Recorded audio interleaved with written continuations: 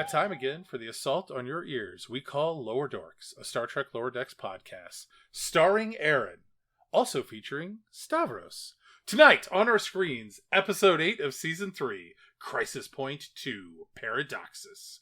And in our cups is Death in the Afternoon. Yes, indeed. It's also known as the Hemingway. It is a combination of absinthe and champagne. Funny story, this is actually the first taste of absinthe I've had, and Your regrets were had? yeah, a little bit, yeah. Although I think it is particularly thematic, since there is a certain character that we think is dead for most of this episode. Yeah, and you know what? That's why I made mine a double. Because you just can't get enough of that character death. Not because I'm an alcoholic. Makes sense. Well, so what are we talking about tonight? Let's talk about this episode. As you said, Crisis Point 2, Paradoxus. When Boimler writes his own holodeck movie sequel to Crisis Point, he ends up dragging Mariner along to use it in the search for the meaning of life. Meanwhile, Tendi and Rutherford play through the movie, and we end up learning a little something about Tendi's future aspirations. A little bit of everything in this episode. You know, it's definitely another movie episode just like Crisis Point 1, and it's just a veritable buffet of Star Trek motion picture references. Definitely heavier on the callbacks than part 1 of Crisis Point. Yes. Yeah, although that doesn't let it really affect the message of the episode, which is kind of neat. Just like the first Crisis Point, which I actually rewatched Crisis Point Part 1 in preparation for this episode review. But it just like the first episode, this whole episode is about helping characters deal with their psychological challenges. And in this case, as a result of the fate of William Boimler, who we think is dead. Yeah, and Shempo has to come to terms with that. Funny story. I was like, where is Shempo? And then I forgot in Crisis Point 1, Vindicta just horribly murders him for handing her tea instead of coffee. Which leads into something I want to comment here. Mariner's character is Commander Doodle. Yes. And she's just going along with this? I know. Like, at first I assumed it had to be a holodeck character. Because I'm like, her mannerisms, her acceptance of Commander Doodle, no way. But, you know, she's playing along. Yeah. And I'm wondering, like, why Commander Doodle? Is this, like, revenge for Shempo? I have no idea. It's not explained. It's funny because she picks apart everything else about the episode, but not her character's name, which is pretty much hilarious. Yeah. You know what? Maybe she's okay with it. Yeah, it's possible. Yeah, she was like, maybe she came up with it, and she forced that in there for some reason because she just thought the movie was bad enough without her goofy character name in there. Yeah. Did you notice when, you know, all the time when they're in, you know, with the film going on, there's the film grain over the episode. Yeah. I mean, it goes away when they're outside the holodeck. Yeah, after about 5 minutes, I realized my screen wasn't dirty and stopped furiously trying to clean it. So, yeah, I did notice. It was pretty cool. Kind of a little subtle one, too. It wasn't over the top either. It was just enough to make you think that the movie was made in the 80s. Oh, man. Well, let's dive into some details here. In the opening scene of the film, which we got the preview of a few weeks ago, it's funny. It's very similar to the opening of Crisis Point 1, but our buddy Ensign Casey, who turns out to be the a-hole in an earlier episode, he's gone, and the Kazinti Epson is in. I didn't notice There's this no at Casey all. to be had, yeah. Oh, well. We haven't seen the Kazinti dude in a while. Put on a bus, probably. I think he gets like barely one line, and that's it. Still kind of neat. Let's see. The Romulan Melponar triplets. I gotta think that the boob windows in their outfits got to be Duras sisters inspired. Oh yeah, 100%. This is one-upping the Duras sisters, agree which, you know, 3 is more dangerous, obviously, than 2. And that's clearly, you know, generations. The Duras sisters were one of the antagonists. Yes. So the real question is, when they finally do Crisis Point 3, who are going to be the villains? I'm betting it's going to be Cardassian quintuplets. You got to keep one-upping it. Although in Crisis Point 1, there wasn't a brotherhood or sisterhood after them, right? It was just... No, it was just, you know, Mariner. Just Vindicta. Yeah. Yeah. It's funny, actually, speaking of the episode writing, the writer of this episode actually wrote Crisis Point 1, and I love that there's this kind of weird internal consistency happening outside the episode now, where they've got the same dude. The way that the Lower Decks show writing seems to work is that one guy will write 1 or 2 episodes a season out of the 10 episode arc, and this one guy just happened to get the the two Crisis Point films. So we can only hope that eventually we get a did Crisis he Point 3. write the two Crisis Points and then that was like his main contribution? So they put it in, like is it, or were they like, oh, maybe, hey, we need a sequel to Crisis Point, and he's all like, I'm on it, boss. I don't know how he talks, but that's how I imagine him in my mind. I also assume that that's how he talks. Here's the real question, though: who wrote I Excretus? Because that's like the Crisis Point of season 2, right? Interesting. With the power of the internet, we can look that up right now. I don't think that was written by Ann Kim, but that's not the writer of this episode. Actually, this is Ben Rogers, the writer. Ann Kim also wrote A Mathematically Perfect Redemption. I'm getting a lot of questions here. This really ruined my whole meta arc. It's all falling apart. Dreams here. Yeah. Better luck next time, I guess. Anyway, going back to the opening here, we get Captain Dagger, played by Boimler. I love how even when Boimler is a captain, he still has like weird unkempt Boimler hair. Just seems odd. Well, it's like you don't show up to your D&D session and you don't style your hair depending on the character you're playing. You just cosplay and then the hair doesn't matter. It's a fun fantasy thing for them, Yeah, that's true. Yeah. That is true. They're all having fun except for one character, but we'll get to that later, I guess. Boy. Speaking of Captain Dagger's ship there, the Wayfarer, how about those new uniforms with the white stripe? We saw them finally pop in from when we spied them first in the trailer. Yeah. How you liking them? Sexy. Definitely sexy. Play on the First Contact DS9 style uniforms. I do kind of wonder, is that the intent? And I don't know how well these would translate to live action, though, right? Like, I think the baseline Cerritos would work fine, but, like, these, I guess it would just depend on the material they're made out of. But that, like, very white stripe, like, I don't know how that would look with the rest of the material. It's weird, because the First Contact late DS9 uniforms definitely look cooler in live action than they do in their animated counterparts. Yeah. Whereas these uniforms with the white stripe look better in animation than they probably better look in animation than in live action. And that may be, like, the logic behind these uniforms. You never know. Yeah. You never know. Do you think in universe Boimler designed these uniforms, or did he like rip them from somewhere? Maybe bad memory. First Contact uniforms. Like, oh yeah, you remember when the Titan showed up? These are the uniforms that they wore. Could very well be. He didn't want to get too close to the action. Yeah, don't want to get those cease and desist orders from the Enterprise. Totally, definitely not. Oh God, speaking of the Enterprise and the Wayfarer, which is the Sovereign class ship that Captain Dagger is in command of at the start there, I love it when it first shows up. It does the whole thing from First Contact where it interposes itself between the incoming fire and the ship that's being fired upon, like the Borg cube and the Defiant from First Contact. That's the first thing I thought of there. It's got to be a First Contact reference, the first of many movie references. Oh my God, yeah, this episode is nonstop. Like, it's just scenes from the movies squashed together. And I gotta believe that is how Boimler made this holodeck program. He's like so familiar with all of the adventures of the previous crews.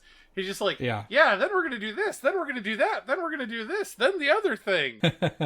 I love it. Yeah, I do love the name Wayfarer for a starship, though. Yeah, that is pretty nice. I'm not sure if it suits the Sovereign class. It's a little more militaristic. And I think Wayfarer would be a nice explorer ship name. Totally. A small little explorer ship. This is the first time we've seen the Sovereign in Lower Decks, I think. The model looks pretty good. Can't complain. Yeah, no. You know what? I mean, what did you expect? They've been hitting it out of the park. Yeah, I guess Boimler didn't want to go too close to the Luna class. He's kind of over being on Captain Riker's ship at this point, I think. Yeah, and I mean, like, at this point, I think the Sovereign is like the top dog of the fleet, so why not? You're creating your fantasy where you're Captain Bocephalus Dagger for some reason. Yeah, that was pretty crazy.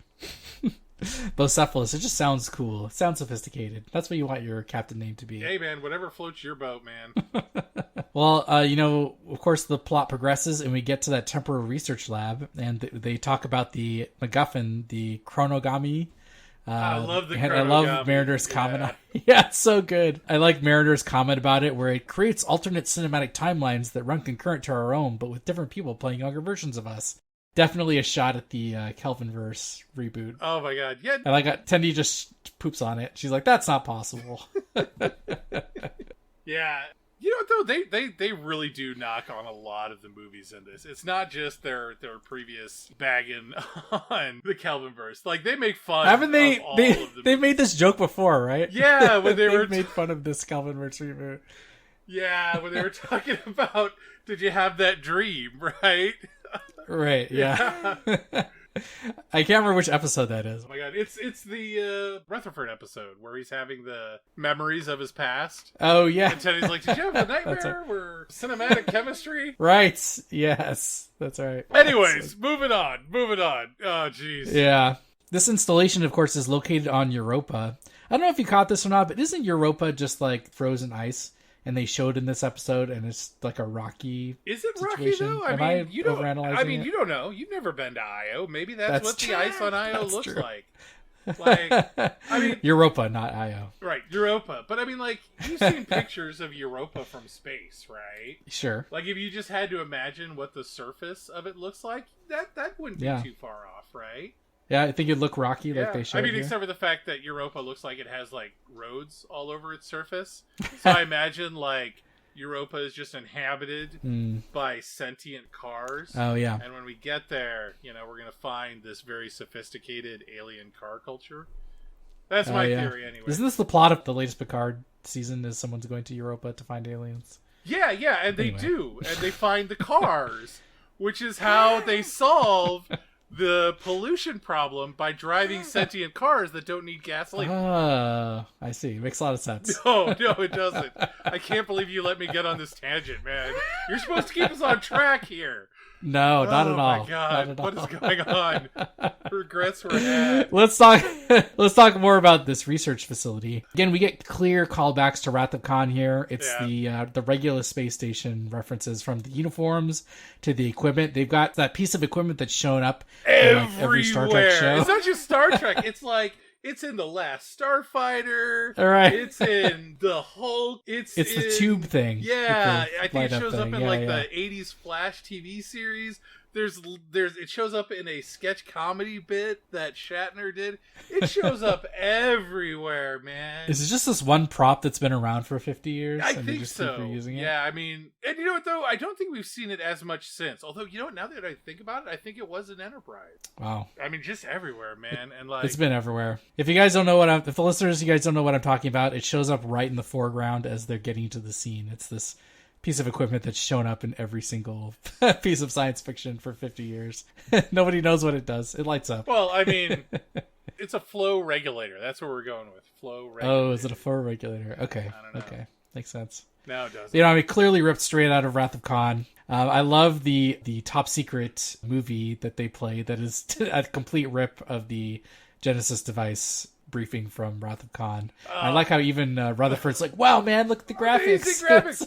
And you know what, here's the thing though, it's hard to tell, but I think he was, like, Tendi, I think, took it to be that he was being sarcastic, right? Really? Yeah. I think he's being serious. I think he was being serious. I think he was really into it. I love it. It was good. I mean, all the huge Wrath of Khan references going on. We're hyper focused on all of that stuff, but can we just focus on the real meat of this scene? Of course. And that is the super awkward moments with the sexy hologram.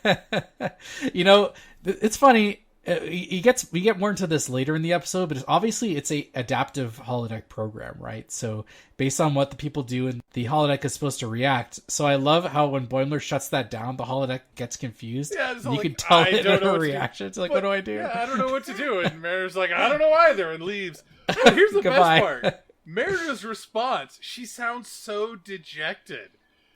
Was she hoping? She's looking forward to that. Was she looking forward to watching Boimler get jiggy with Hollow Lady? Like, And that's what it sounds like. Yeah, lots of questions here. Maybe Mariner just likes to watch. I don't know. It's a little weird.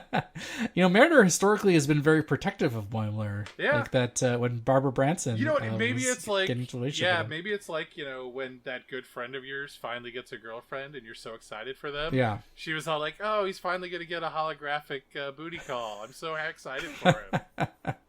Yeah, then it doesn't work out, Yeah, and she gets not very at all. confused. Can I comment on Very, something, very though, strange. here? Because, like, we've already mentioned that, Dupla Boimler dies. The minute Boimler comes back all sad and dejected, I immediately knew that Dupla Boimler was dead. It's, like, even in my notes. Oh, really? I make notes haphazard. Sure. Like, immediately after this scene, I have a note that says, oh, no, did Dupla Boimler die? I don't know why that's where I went to. Like...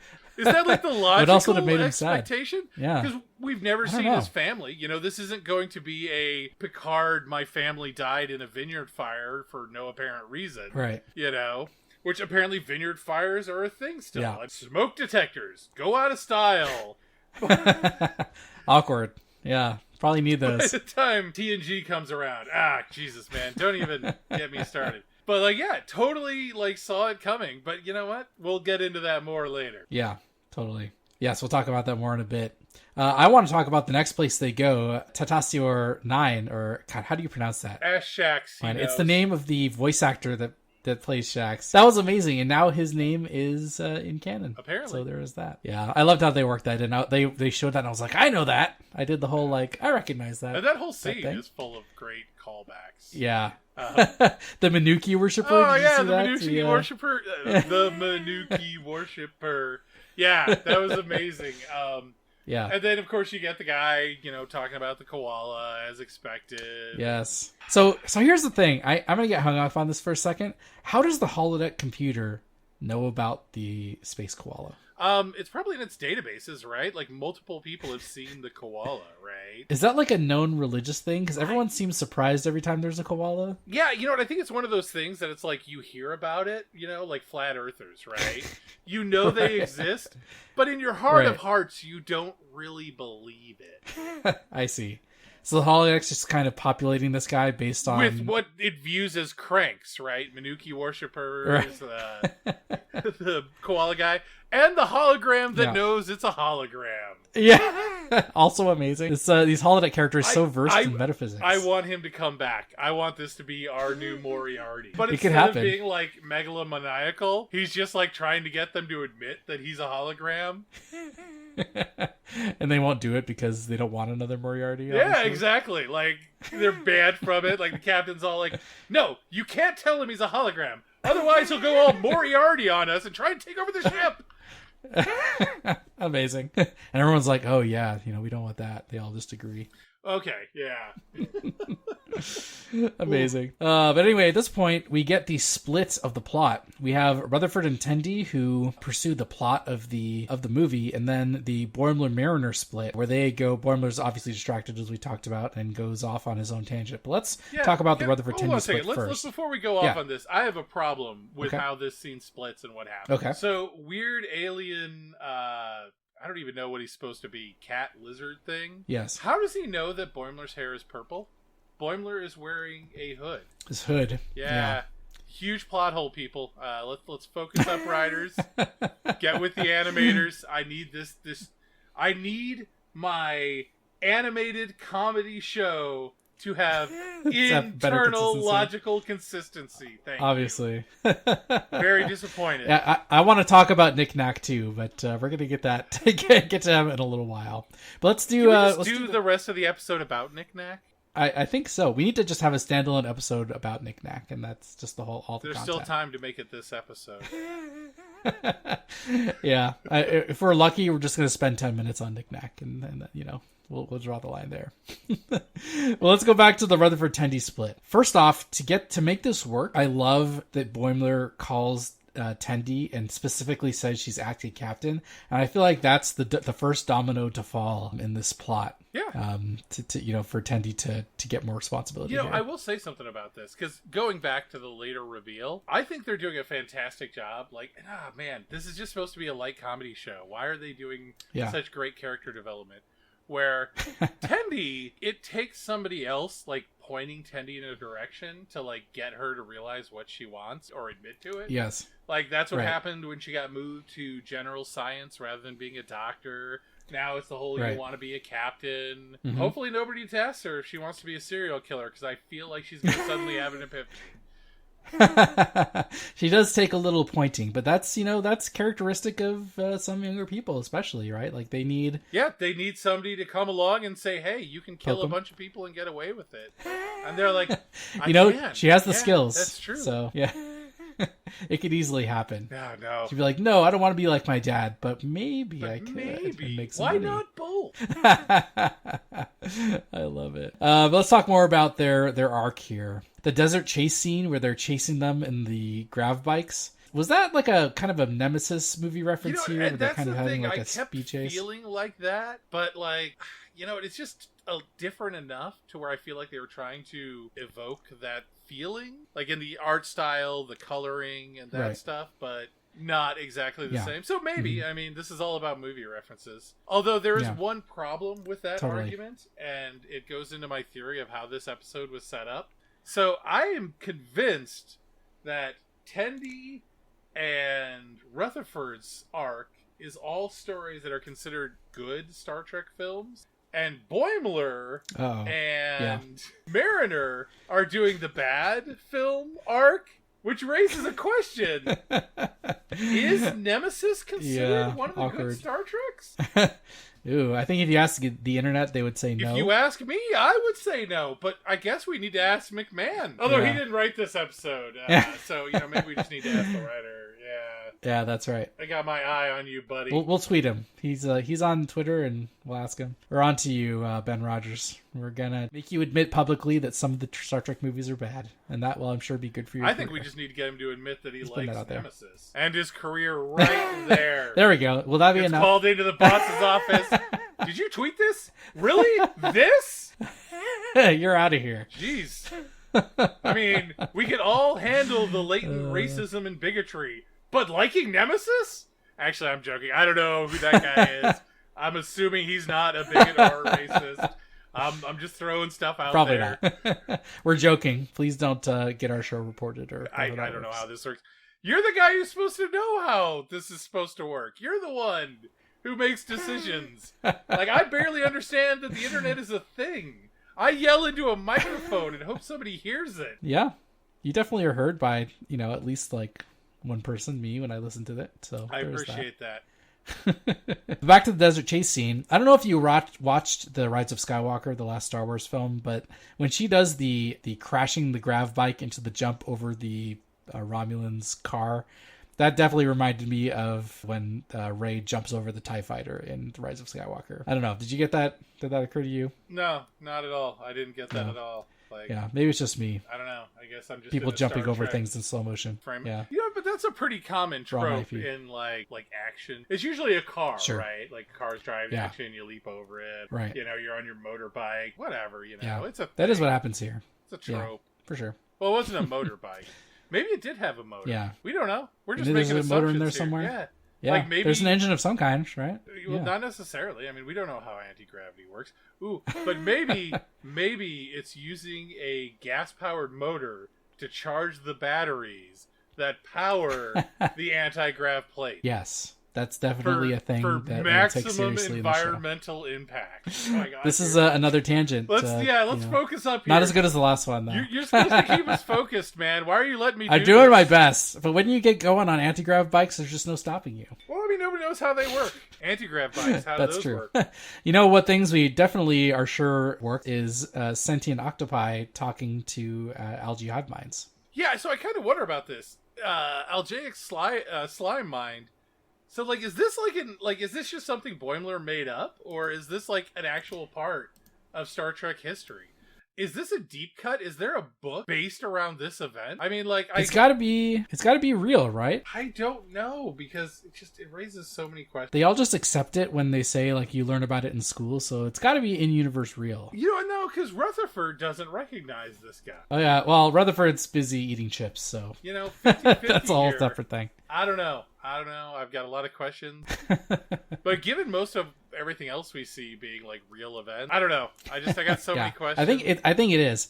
It's got to be a real in-universe thing. We can always tweet McMahon and see what his take on it is. But well, you can. I'm not allowed access to the Twitter. Yeah, that's right. You can't get off the Twitter account. But between the sentient octopus and the trip to the Sydney aquatic-themed museum, this is a lot of the voyage home. Oh, yeah. Well, Voyage Home, especially with the punks. Yeah, the punks. Like the dude with the boombox right. is straight up out of Voyage Home. And it's funny because I'm noticing like a lot of people online are referencing the Voyager episode.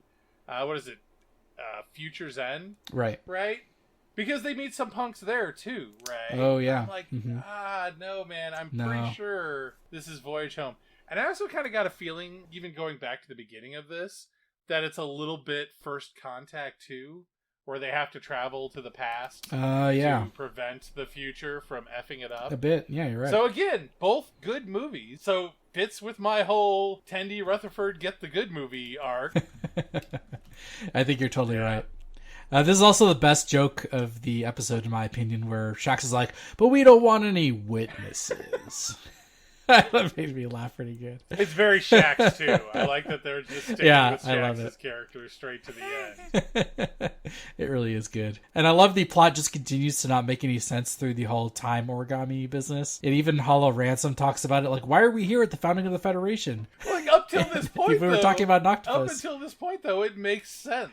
Like, they go back just completely falls to defeat apart. The slime octopus and fail, so they try another route. Yeah. And then they go to the founding of the Federation for no apparent reason. And Tendi's like, well, obviously they're trying to disrupt the founding of the Federation. But I like Ransom is on board with it just not making sense. But here's my real question, though. Is this Boimler's writing, or have they gone off the rails enough that this is just holodeck ass pull to try and like write a story? Ooh, I don't know. There might be enough in the holodeck because it's pulling from Ransom's logs to make these characters, right? There could be enough in there to have a Ransom, like a fairly real Ransom response, possibly. Yeah, and like, but the whole question is, did the original story bring them to the founding of the Federation, or are they like missing bits? It's got to be. Is this like a D&D campaign where your players, you're like, well, you've been to 3 dungeons all about the evil Archmage Asarek. And, there's another dungeon over here, and the players are like, you know what, I suspect that the villains are going to go to Sleazy E's Pub in Carbondale. And the DM is just like, okay, I guess. I think you're totally right. There's a lot about this episode that screams D&D or D&D tabletop campaign, RPG stuff. Yeah, just like all the tabletop RPG tropes of things we hate.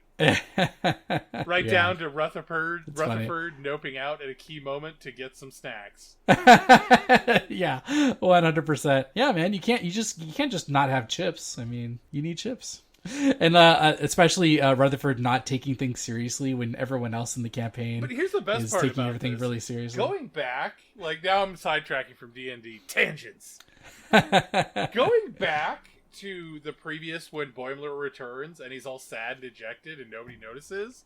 And now Rutherford not noticing how much Tendi is like very serious and into this. I love that they're sticking to the Warp Core 4 just being oblivious all the time. I mean, this is like borderline Aspergic at this point.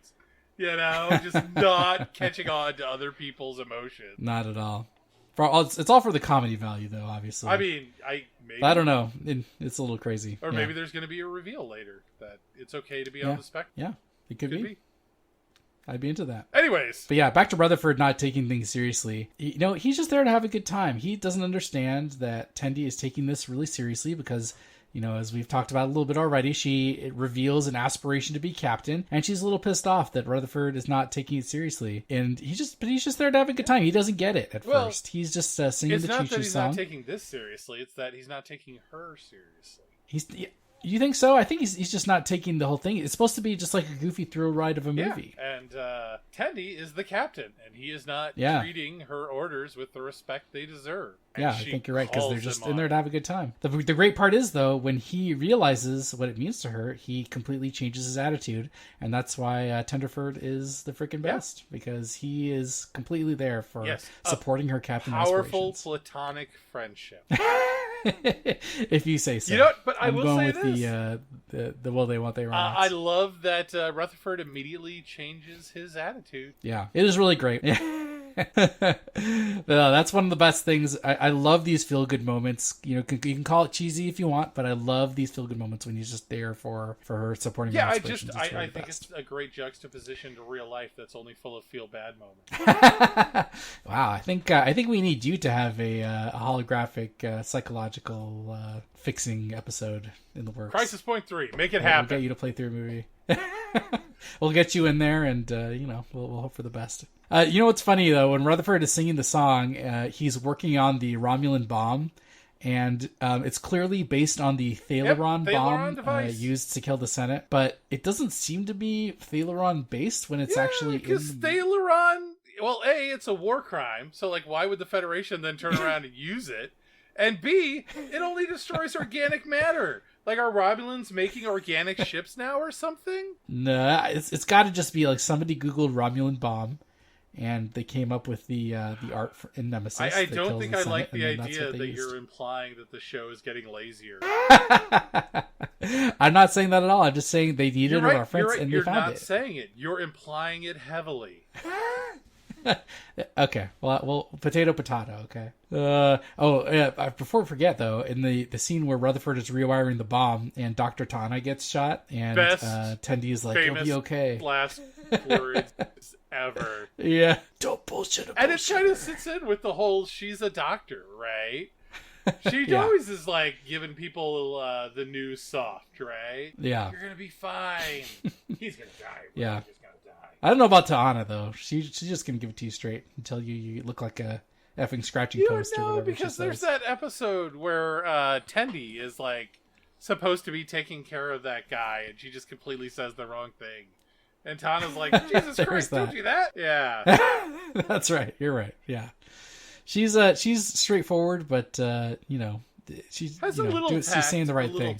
Yeah, a little bit in there. I think that closes out the whole Rutherford Tendi thing. The whole point is to show that to get that little character reveal for Tendi in there. I think is the main key of that whole plot there. Oh, is that what it was? I think so. My whole it's either that or eating sandwiches. Yeah, my whole takeaway is you gotta have chips. That's also an important takeaway too. Anyways, let's move on. Let's move on to the Boimler Mariner segment of the story. Yes, the bad movie references. Yeah, we're gonna get to that for sure. But it's funny that the entire story that happens here is based on the holodeck trying to adapt to Boimler's like crazy like talking to minor characters situation, and it goes back to what we talked about before, how this is basically like a D&D It's that campaign. moment where your players are like, you're like, okay, there's 7 people in here. There's these 3 people you've met. There's an individual that, and you go into great detail, and they're like, and there's this other guy, he's just sitting over by the fire, and talking crazy. There's the bartender, he's just serving drinks. I go talk to the guy by the fire, and he says to you, I don't really have anything to say. And you say, yeah, we need your whole backstory. And you're like, I am a person. Yeah, totally that. Let me tell you. This thing I'm going, yeah, very, very. I mean, Boimler also splits the party, which is but bad, nobody dies, so which is disappointing. Yeah, yeah. Usually that should basically end up in somebody dying. Boimler. Not only does that, it's like the DM is desperately trying to like make an interesting story for these people, but he also doesn't bring the 2 groups back together at all. They just let the Mariner and Boimler just go off and do their whole separate story, and that's just gonna be a bad time. If you're in a D&D campaign, that's not gonna work very well. Yeah, well, I guess that's why you don't let the holodeck run your D&D campaign. Better writing, probably more not. preparation.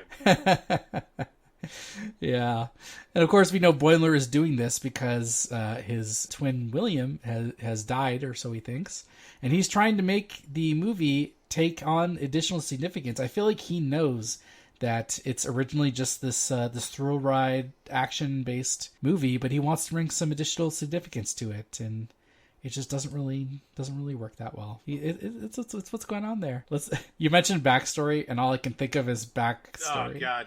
But that whole arc is, Final Frontier. Going looking 100%. For God. Yeah, Kitty Ha is obviously a Shakari reference. It's got to be from Final Frontier. You know what? But yeah, it winds up being that Final Frontier and reference. the V'ger reference from TMP, which offends me deeply. Yeah, there's that too. Because this is the arc of all the bad movies And TMP is the best movie of them all. See, that's where you're wrong. You mean I'm right? No, not at all. I mean, top tier, up there movie. Like, it is the best of Star Trek. And I just don't know how you can't get that.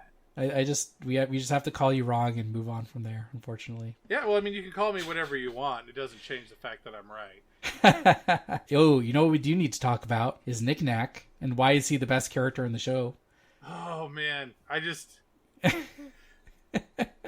No one can get his name right either until the end. They get it right at the end. Until he has his big transformation reveal. Shades of Rick and Morty squanchy reveal during the big battle. Oh, yeah. Not sure if that was the same guy in both writing rooms being all like, ooh. What if it turns out that the little crack creature gets bigger? They're like, damn it, Steve, who let you in here? Sounds like you're a little upset at Knickknack right now. Yeah, he's a decent character, and that reveal is fine. But honestly, Mariner's reaction to Knickknack throughout the whole thing, the Boimler, I love you too, and Mariner being, oh, you got your romance. I know, Fantastic. It was so great, so heartwarming. Yeah, Boimler just leans into the romance. He's like, "I love you too." Mariner just wants to see her best buddy, happy. I think you're right. And then her third act Knickknack reveal line. Oh, fantastic! That was a great character. But that scene with the big fight is great, and the lead into it is fantastic. It's just unexpected enough, but at the same time, cathartically acceptable that it's hard to not enjoy it. Totally. Yeah. But back to Knickknack and the Final Frontier references, it's got that whole brig escape sequence where Knickknack breaks them out. That's a clear reference to them getting busted out of the brig from in that film too. There's all kinds of Final Frontier references happening here. Let's see, what else do we need to talk about? The rock people? Oh yeah, that were cut from the original movie, the original Final Frontier, and we got a rock person. It's funny though. Weren't they supposed to be smaller rock people? Yeah, it's supposed to be small rock people that the crew has to fight to get to God, which doesn't make any sense. But that's not the first things cut reference we have. In the Rutherford Tendi arc, they reference having to go back in time and kill JFK, which was a shot-down plot premise for the follow-up to the motion picture. Oh, I didn't know that. I think it was the follow-up to the motion picture. It was one of the movie pitches that Roddenberry himself put out there. Which, it's interesting. Easy. A lot of people really, bag on that concept and, how terrible it is. Right. But that really harkens back to that episode in the original series where they go back in time, and what is her name? Edith Keeler, who they have to let die. Yes. But it's just taking it up a notch. Right. You don't just have to let Edith Keeler die. You gotta kill her with your bare hand. I'm kind of sad it never got made now. History needs Hitler trope that's just god awful. Yeah, feels like that should not be. Yeah, it's one of those things where I feel like a lot of times we look back at just how terrible history was and try to justify it by saying, well, it got us where we are today. And it's just that's not good enough. It's not really a good excuse, Yeah, that's kind of an ends justified means type argument, which really doesn't belong in Star Trek. Definitely not. No, it wasn't World War III that united humanity. It was the realization we aren't alone in the universe, and we're just one small part of a galactic. Yeah. Yes. Wow, look at you quoting the positive ideologues of Star Trek. I've passed my can't take anything serious phase of being drunk. Never thought you had it in you. Into my somber, reflective phase of being drunk. It's all downhill from here, folks. Oh God. Let's see if we can focus on the end of this plot, where of course we realize that Boimler is trying to get meaning out of God. The holodeck is just spitting motivational poster quotes at him, and he gets all upset and pops in there. Which is hilarious, but I think if the holodeck can recreate accurate, passable facsimiles of Stephen Hawking and Einstein and all these historical figures, I feel like they could just pull up some sort of religious icon from the past and create a reasonable facsimile in the form of a rock monster. Who hasn't wanted to meet rock monster Jesus? or Rock Monster Buddha. You know, just saying. You know, I feel they couldn't do it on the fly. It had to load. You know, as we were seeing, the characters kind of have to load up and be made on the fly. And maybe the best the holodeck could do in under those circumstances was motivation. It's the whole D&D trope. Your players go off the rail, and you have to throw in something significant. And after the session, you're like, right. "Oh, Kitty Hawk! Why did I throw Kitty Hawk in there?" And now you're stuck with it. Yes. But Boimler doesn't take that for an answer, and he, of course, jumps into the hot rock monster to find the Kitty Hawk. I assume you mean temperature hot and not like you're into rock monsters. Yeah, like sexy hot. Yeah, no. He was not. I'm not judging you. I'm just saying you have a wife, man. No kink shaming. You know, everyone you can be into rock monsters if you want. This is a temperature. So are you saying you want me to buy your wife a rock monster suit? Is that what you're saying? I know a guy. I can make this happen for you. That sounds really heavy and impractical, but I'll keep that in mind. Thanks for the suggestion. Anyway, we get an awesome cameo at Kirk's ranch. And that is, of course, Captain Sulu, George Takei, making his cameo here and actually dispensing very awesome wisdom. He gives the whole breaking down of, if you worry about, getting, worrying about death all the time, you won't enjoy life. And it actually hits home, and it's amazingly effective. I thought the cameo was very great. Much a Generations reference. Big time. Which apparently, if that's a part of this arc, that means Generations is a bad movie. And you know what? There's always stuff to pick apart in all of the Star Trek movies, and I think, of course, like how I judge whether a Star Trek movie is good or bad is if I like the memorable moments, the stuff I think is cool, I remember more than the cringe moments, the bad ones. Yeah. So I don't know how I feel about Generations. Is all I only remember the funny moments from Generations, like Deanna crashing the Enterprise. Oh yeah, that was funny. Yeah, the Life Force song. Anyways, we're getting off Forgot track all here. about that. Yeah. But I do want to comment. I love that they find Sulu in his own private Idaho. Fantastic. It was a really great cameo. My God, great job getting George Takei in there. But it was making it work. Like, and I know it was for the gag, but was Kirk's ranch in Idaho? Like, was it not in Iowa? They never really talk about in Generations, like, I feel like it has to have come up. Like, Kirk explains to Picard where they are, right? But I'm probably wrong. I don't know. Not sure if that was intentional or whether I'm just reading too much into it. But moving on. I don't know if they ever really say it, but yeah. Great cameo. I have a question, though. Boimler passes out, and he has all that in a dream sequence, not holodeck generated. And he wakes up in sickbay. So I guess there are limits to holodeck safety protocols. Yeah. If you are dehydrated, the computer's not going to save your ass. But here's the bigger thing, right? Like, how... They weren't in there that long. Like, you should be able to go for quite a while without drinking water before you pass out. There's no way the safety protocols were on if he passed out in, 30 minutes? Maybe an hour of stuff we didn't see? I don't know. But it couldn't have been that hot the entire time. The inside of the rock monster must have been, super hot. And you know what that means? Pretty warm, yeah. Everybody was in danger this entire episode. Like, Tendi almost got stabbed by punks. They all almost got blown up by not Thalaron weapons. Yeah. Tendi could have died. Like, imagine if she had not made it over the hover truck. She would have been dead. Yeah. Jesus, Boimler. I have questions about safety protocols. Jesus, Boimler, someone's get your messing things shit up. together. Turn on the safety protocols. It's built. You're thinking it's built into the movie that the safety protocols. Somebody are off? shut them off. And I don't know spicy. who it was, but it had to have been Boimler. Yeah. Actually, I could totally see Mariner doing that and not telling anyone. Yeah, no. Kind of. She doesn't really turn them off. She just kind of lets it become a little spicier before they kick in, maybe. But speaking of injuries, first off, let's talk. So that kind of wraps up the whole Boimler arc here, where he has his hallucination with Captain Sulu, and there he gets his psychological assistance of not worrying about meaningless death, because then you won't have a good time in life, which is a good lesson in and of itself. But you know what? He's got to get out of sickbay because Stevens is being a little irresponsible. He leaned against the warp core, and it was twice in one So is day. that a thing?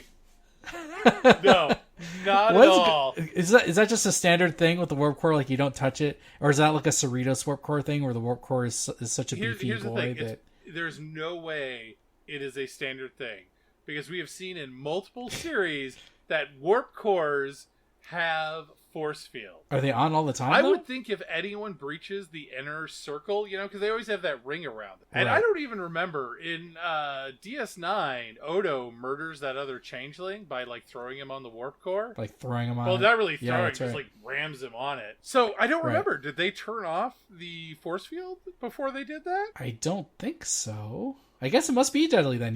Don't get thrown on the warp core. You're gonna freaking die, don't touch the warp core, man. It's not a good idea. I mean, it's got to be like super radioactive to begin with. Yes. Oh. That's true. Looks like the.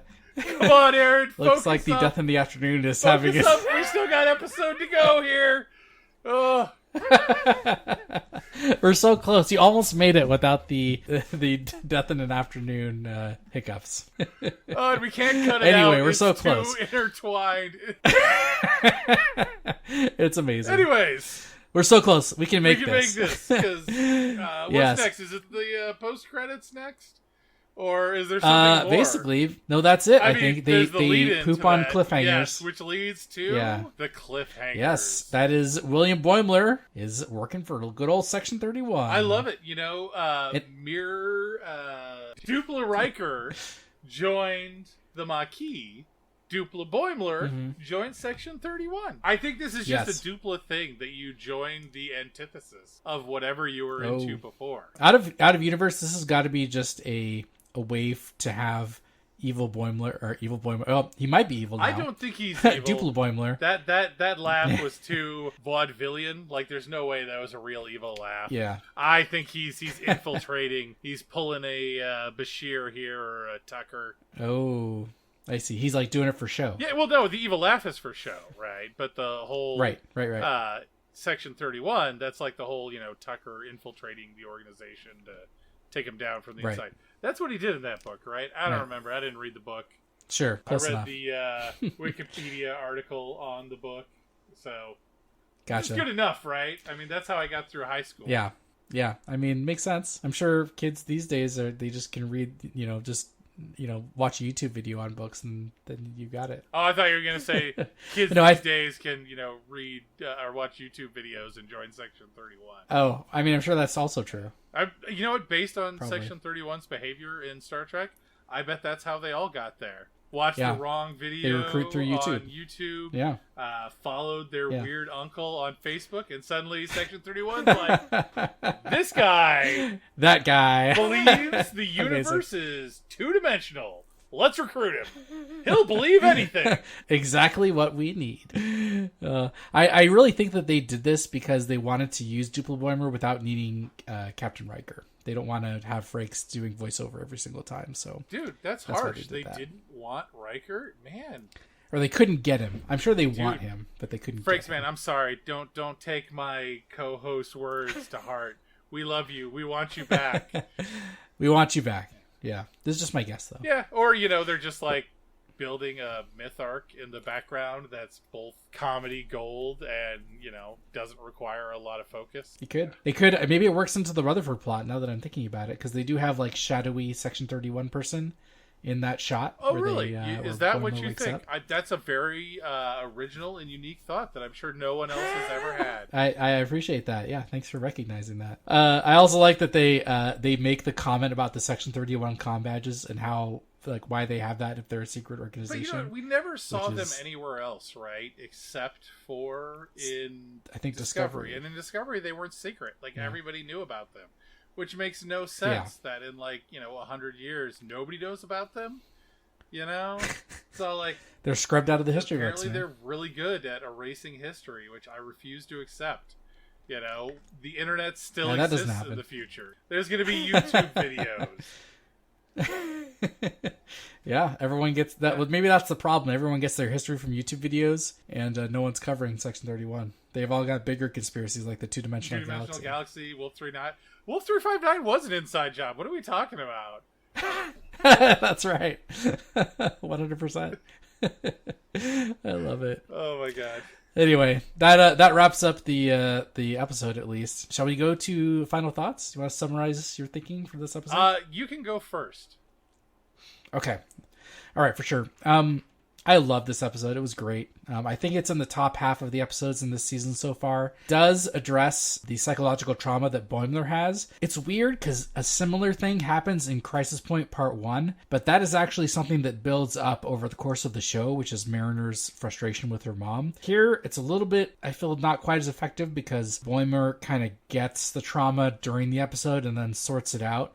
It's still powerful, but maybe not quite as like show relevant as Mariner's resolution in part 1. And there is that, and there's one thing I do like about this. It's very much about Boimler's loss, and in a way, like Duplo Boimler, it was him in a way. And one of the things I really like about this episode is it leads to Boimler being like this, having this existential crisis, if you will, about meaning, especially since his duplicate died in a theoretical gas leak, which was bullshit. There's no way. I mean, I'm sorry, that 100%, yeah, like it's one thing if it had been like, oh, his ship was, infected by, space spores, or they were all murdered by godlike alien entities. That stuff happens, but gas leaks in this day and age, like that's no.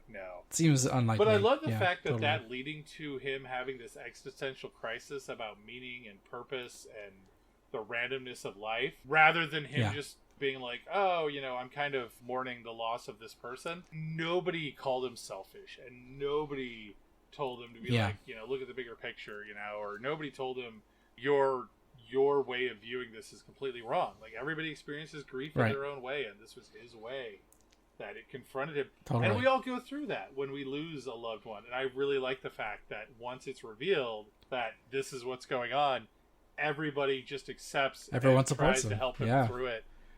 Even when he decides his solution is beating up holographic cultists. Because I will tell you, which was amazing, beating up real cultists when you're going through loss, not as effective. The cops will not support you. I'm sorry. They're gonna be like, okay, guys, he just lost a twin. Just let him pound on you a little more. It'll be fine.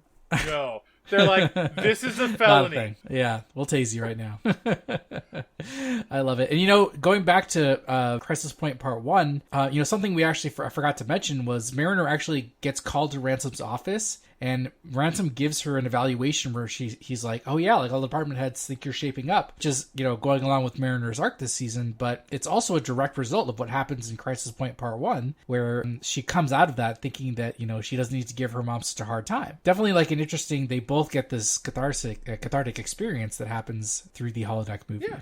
And then, of course, the second part of the arc here with Tendi. You're right, people are kicking her in the butt to do it, but at least she has that realization that she wants to be captain, and I'm here for it. It's good. Yeah, and I think it's less people are kicking her in the butt more than her being given the opportunity to realize what she wants in life.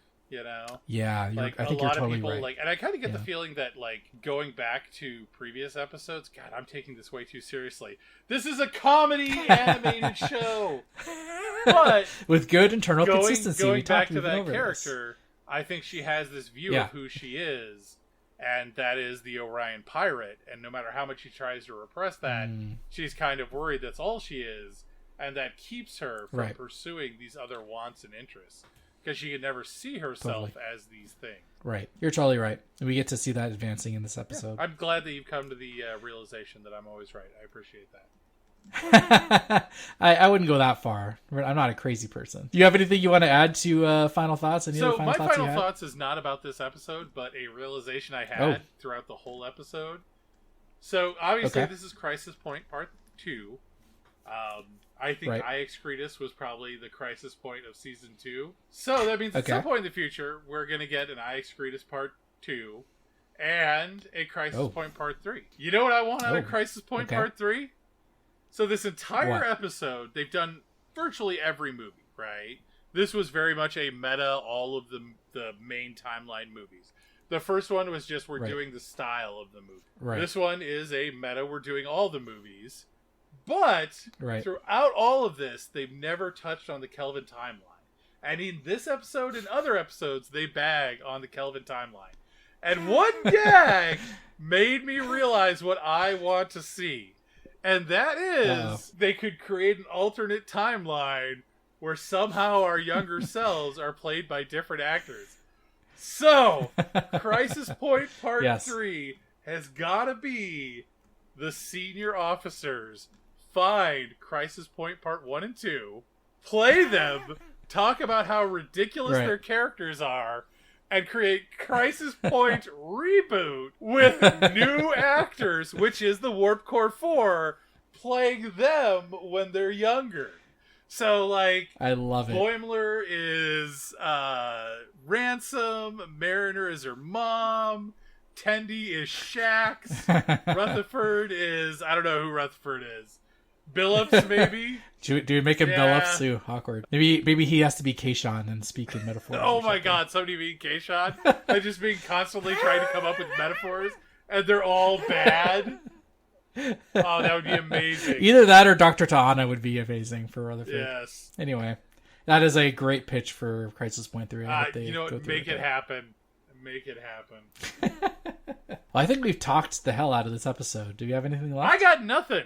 So let's end it on a high note and let those credits roll. Bad news. We actually don't use credits on this show. Oh. You know what? Fine then. So next time on Star Trek Lower Dorks, episode 9 of season 3. I mean, they'll just be talking about it. It's pretty, Probably. not quite so cinematic, or even not even Maybe TV not. worthy. Not even sure if this is YouTube worthy. Come to think of it, it's kind of sad. A little sad, yeah. But if you did enjoy it and are planning to watch our next episode, you can, in the meantime, hold your horses and catch us on Twitter at Lower Dorks. Or you can let Stavros spoil your fun. It's easy. Just hang around with him, and everything you want to do, he's going to be like, nope. I have no regrets.